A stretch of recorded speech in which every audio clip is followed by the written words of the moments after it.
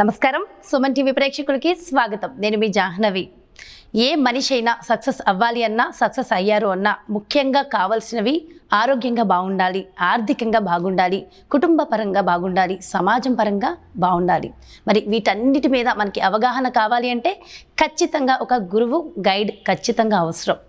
మరి అలాంటి గురువు, అనర్గళంగా మాట్లాడగల వ్యక్తి, ఏ విషయానికైనా చక్కటి పరిష్కారం ఇవ్వగల వ్యక్తి మన జగన్ గురూజీ. ప్రస్తుతం మనతో ఉన్నారు, మాట్లాడేద్దాం.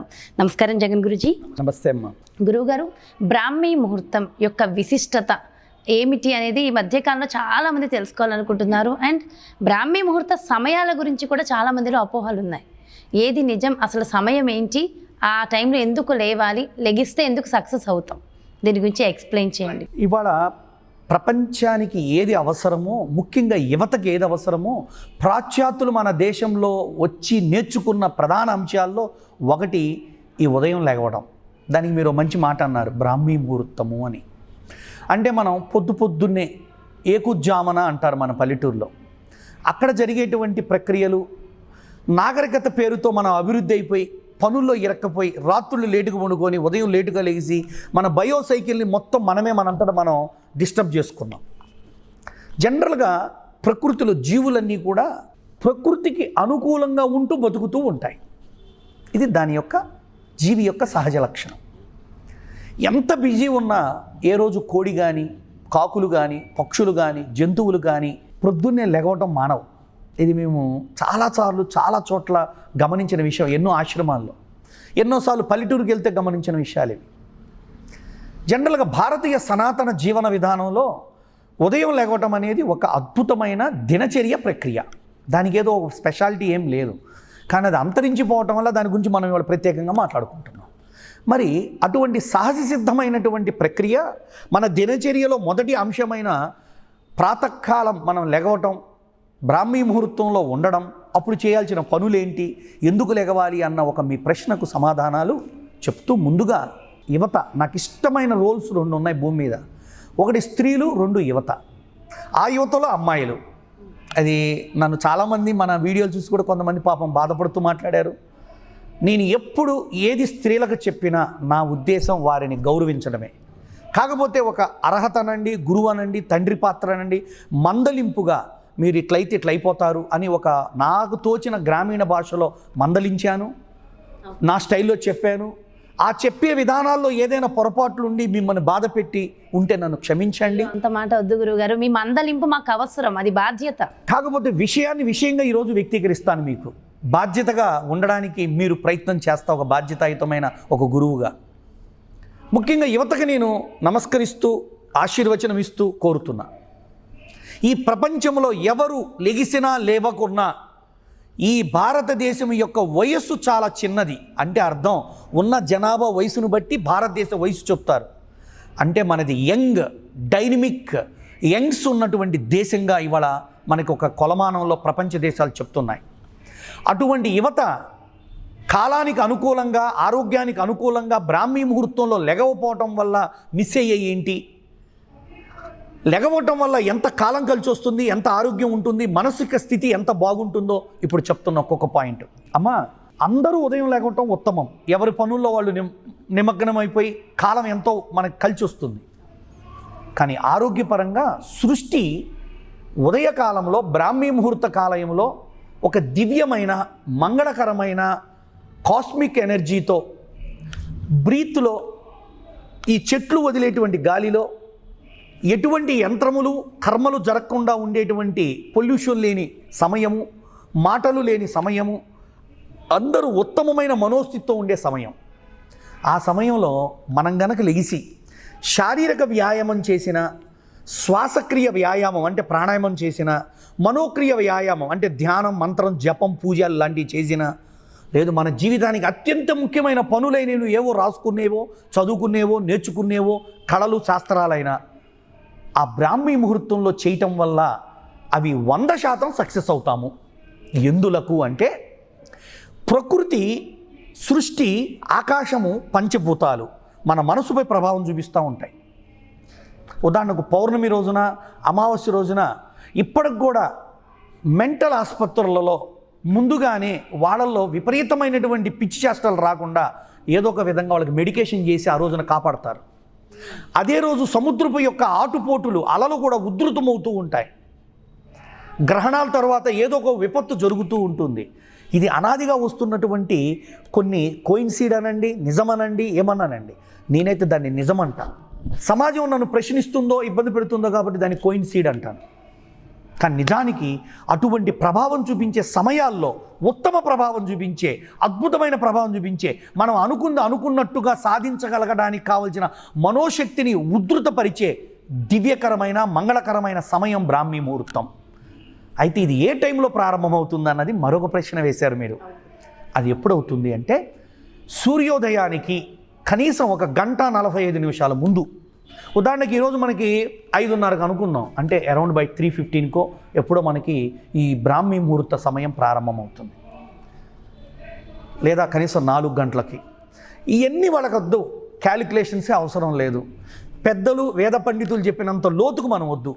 సింపుల్గా లివింగ్ లైఫ్లో చెబుతున్నా, లెగవగలిగిన గొప్పగా జీవితంలో ఏదో సాధించాలని తపించి అనుకున్నట్టు అవ్వాలనేటువంటి వ్యక్తులు 4 గంటలకు లెగవగలిగితే వాని జీవిత మారిపోయి వాడి జీవితం చరిత్రలో ఒక అద్భుతంగా ఉంటుంది. ఎవరికి అక్కర్లా, వాడి లైఫ్ వాడికి ఒక ఎగ్జాంపుల్గా ఉంటుంది. తప్పని పరిస్థితుల్లో 5ంటికి లెగవాలి. 5 తర్వాత లెగవటం అనేది మనిషి ఆరోగ్యానికి మంచిది కాదు, ఆలోచనలకు మంచిది కాదు, విజయ పదంపై నడవటానికి మంచిది కాదు, దినచర్యని కంట్రోల్ చేయటం కూడా చేయలేడు. అందుకే విద్యార్థులు ముఖ్యంగా రాత్రుళ్ళు దాకా మేలుకొని చదువుకొని మార్నింగ్ లెగవటం తప్పు. ఎప్పుడో తెల్లారినాక సూర్యుడు వచ్చి కిటికీలో గుండా మన ఇంట్లో కిరణాలు పడ్డాక కూడా లెగవట్ల. కాబట్టి యువత ఎర్లీగా పడుకుంటూ ఎర్లీగా లెగవటం అనే సైకిల్లోకి రావాలి. పూర్వంలో ఇలానే ఉండేది, లేటుగా పడుకొని లేటుగా లెగవటం అనే రివర్స్లోకి ఉన్న మన సొసైటీ ఎర్లీగా పడుకొని ఎర్లీగా లెగవటం అనే సైకిల్లోకి వస్తే ఆటోమేటిక్గా మనోవ్యవస్థ మారుతుంది, మనిషి ప్రవర్తన మారుతుంది, ఆలోచన విధానం మారుతుంది, తెలియని మానసిక బలం ఏర్పడుతుంది. అందుకే యువతకు ముఖ్యంగా నేను కోరుతున్నా, స్త్రీలను చూడండి. సపోజ్ ఒక స్త్రీ లేటుగా లేచింది అనుకుందాం, ఎంత ఎక్కువ లేటుగా లెగిస్తే మన బాడీ అంత డ్రౌజీగా డల్గా ఉంటుంది. ఎవరో ఒకరు రాత్రి లేటుగా పడుకొని ఉద్యోగరీత్యా పొద్దున్నే లెగవటం కాని వాళ్ళ గురించి మనం చర్చించుకోవద్దు.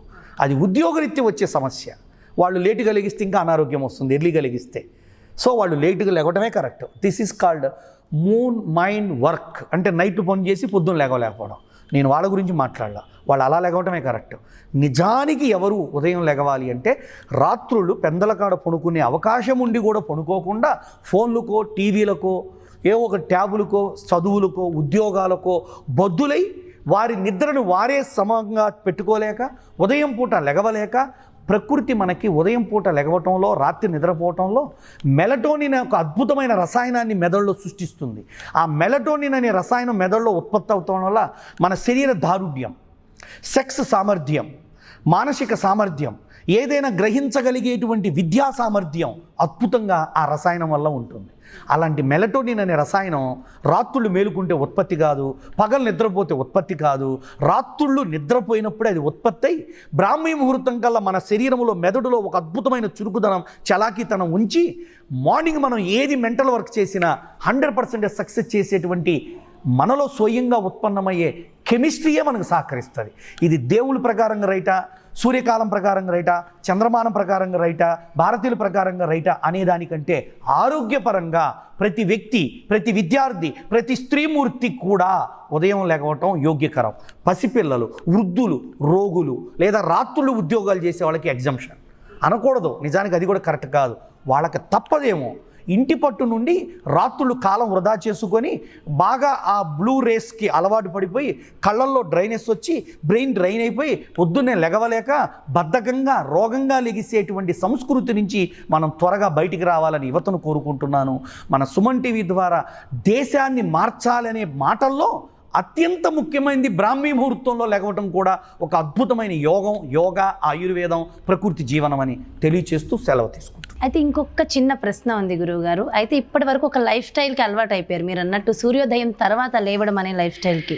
బట్ ఇప్పుడు దాని నుంచి బయటికి రావాలని అనుకున్న వ్యక్తులకి ఒక చిన్న టిప్ ఇచ్చేసి. అద్భుతమైన టిప్, సూపర్. ఎంత మంచి ప్రశ్న అంటే నేను ప్రాబ్లంకి సొల్యూషన్ చెప్పకుండా క్లోజ్ చేశా.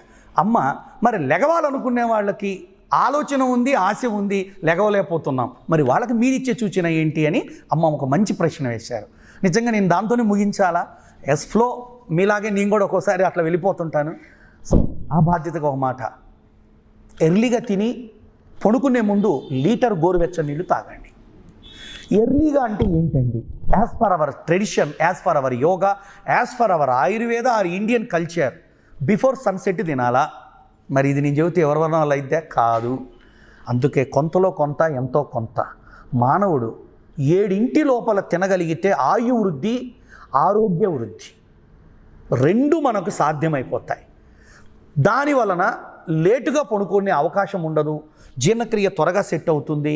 పడుకునే ముందు గనక మీరు బాగా 1 లీటర్ పాటు గోరువెచ్చని నీళ్ళు తాగి పడుకుంటే 1 వారం లోపల మీకు తెలియకుండా మీరు మార్నింగ్ 3:30 to 4:30 లోపల ఫస్ట్ న్యాచురల్ కాల్కు లెగుస్తారు. అంటే ఇప్పుడు ఎవరు లేపారండి? మన బయో క్లాక్, మన బయో సిస్టమ్, మన జీర్ణకోశం, మన టూల్ సిస్టమ్ మనల్ని లేపేస్తుంది. నిద్ర లేవు, మోషన్కి వెళ్ళు అని. ఎప్పుడైతే ఎర్లీ మార్నింగ్ మీకు మోషన్ అయిపోయి ఫ్రీగా జాడించి కొడుతుందో మీకు నిద్ర పట్టమన్న పట్టదండి. ఎందుకంటే లోపల వాతం లేదు, పిత్తం లేదు, కఫం లేదు అనుకోండి, లేదు జీర్ణకోశంలో బరువు లేదు అనుకోండి, ఆటోమేటిక్గా మీ బాడీ తేలిగ్గా ఉల్లాసంగా ఉండి ఏదో చేయాలి, ఏదో పని చేయాలి, ఏదో నేను మిస్ అయినవన్నీ మళ్ళీ సమకూర్చుకోవాలని సహజమైన ఎక్కువ సమయం, మంచి సమయం ఉదయం కావటం వల్ల మీరు ఆ టైంలో మీ పర్సనల్ లైఫ్కు సంబంధించిన ఎన్నో విషయాలని సరి చేసుకోగలరు, తయారు చేసుకోగలరు. అందుకే రాత్రిపూట ఎర్లీగా తింటాం, పడుకునే ముందు గోరువెచ్చని నీళ్ళు తాగటం, ఉదయం 1 వారం లోపల మీరు సెట్ అయిపోతారు. అప్పుడు మరలా మోషన్కి వెళ్ళొచ్చాక ఇంకొక లీటర్ గోరువెచ్చని నీళ్లు తాగటం. ఈ 3 స్టెప్స్ కనుక మీరు ఆచరించగలిగితే, ఇవి నాకు కూడా ఉండేటువంటి ఒక సమస్యల్లో పూర్వంలో మలబద్ధకమే. దాన్ని కూడా నేను ఇదే ప్రక్రియలో ఎర్లీగా తినటం, నీళ్లు తాగటం, పొద్దున్నే తాగటం, ఇటువంటివన్నీ సమకూర్చుకోవటం వల్లనే నన్ను నేను ఈ ఉదర భాగం యొక్క జీర్ణాన్ని ఆరోగ్యపరుచుకున్నాకే ఉదర భాగము అంటే బుర్ర భాగం చాలా చక్కగా ఉండి మానసిక స్థితిని కూడా సమత్వపరుచుకోగలిగే ఒక అద్భుతమైన క్రియ నాకు దొరికింది. అందుకే బ్రాహ్మీ ముహూర్తంలో ప్రశాంతంగా ఉండాలంటే పొద్దున్న లెగవగానే ఇది అవ్వాలంటే ఎర్లీగా తినాలి, ఎర్లీగా నీళ్లు తాగాలి, వేడి నీళ్లు తాగాలి. ఇటువంటి సూత్రాలు అప్లై చేయండి. ఏదైనా ప్రశ్న ఉన్నప్పుడు మా సుమన్ టీవీ వారు తెలియజేసే ఫోన్ నెంబర్ ద్వారా మీరు సంప్రదించగలిగితే, నాకు ఎవరు పిఏలు లేరు, అసిస్టెంట్లు లేరు. నేను క్లాసులో ఉన్నప్పుడు, షూటింగ్లో ఉన్నప్పుడు, మెడిటేషన్లో ఉన్నప్పుడు, పూజలో ఉన్నప్పుడు తప్ప మిగతా టైం ఫోన్ ఎత్తుతూ ఉంటాను. ఎత్తకపోయినా చింతించవద్దు, మళ్ళా తిరిగి నేనే కాల్ చేయడానికి టైం ఇవ్వడానికి అవకాశం తీసుకుంటూ ఉన్నాను. కావున నాలాంటి ఒంటరి ప్రయాణంలో, వ్యక్తిగత ప్రయాణంలో నాతో నేనే ఎవరిని పెట్టుకోకుండా అన్నీ చేసుకోవాలనుకుని నాకు సహకరిస్తారని కోరుకుంటూ సెలవు. చాలా చాలా చాలా చక్కటి విషయాలు తెలియజేశారు గురువుగారు. Thank you so much. నమస్కారం. సో చూసారు కదండి, మరి బ్రాహ్మీ ముహూర్తం యొక్క గొప్పతనం అండ్ ఆ విశిష్టత తెలియచేస్తూ దాన్ని మనం అంటే మనకు ఉన్నటువంటి ఆలోచనల్ని మనం కంప్లీట్గా ఎలా సెట్ చేసుకుని మనల్ని మనం ఎలా మార్చుకోవాలనే దానికి చక్కటి రెమెడీస్ కూడా గురూజీ ఎంతో చక్కగా ఎక్స్ప్లెయిన్ చేశారు కదా, వివరించారు కదా. మరి అందరూ కూడా పాటించి అద్భుతమైన మన భారతీయ సంస్కృతిని మళ్ళీ తిరిగి తీసుకొద్దాం. ఆల్రెడీ కొంత చెడగొట్టే ప్రయత్నాల్లో కొందరు ఉన్నారు కాబట్టి ఇప్పుడు మన సనాతన సంస్కృతి ఏం చెప్పింది అదే విధంగా మనం పాటించి మన ఆదివారాల యొక్క గొప్పతనాన్ని, మన సంస్కృతిని, మన బ్రాహ్మీ ముహూర్తం యొక్క విశిష్టతని ఇలా అన్నీ మనం తెచ్చుకుని అద్భుతమైన భారతీయ సంస్కృతిని తెచ్చుకునే ప్రయత్నం చేద్దాం. మరో చక్కటి వీడియోతో మళ్ళీ మీ ముందుకు వచ్చేస్తాను. మరి అదేవిధంగా గురువుగారు చెప్పినట్టుగా గురువుగారిని సంప్రదించాలనుకునే ప్రతి ఒక్కళ్ళు కూడా ఖచ్చితంగా కింద డిస్ప్లే చేసేటటువంటి నెంబర్స్కి మీరు కాంటాక్ట్ అయ్యి గురువుగారితో మాట్లాడచ్చు. మీకు ఎలాంటి సందేహం ఉన్నా గురువుగారి మాటల్లో తెలుసుకోవచ్చు. నమస్కారం.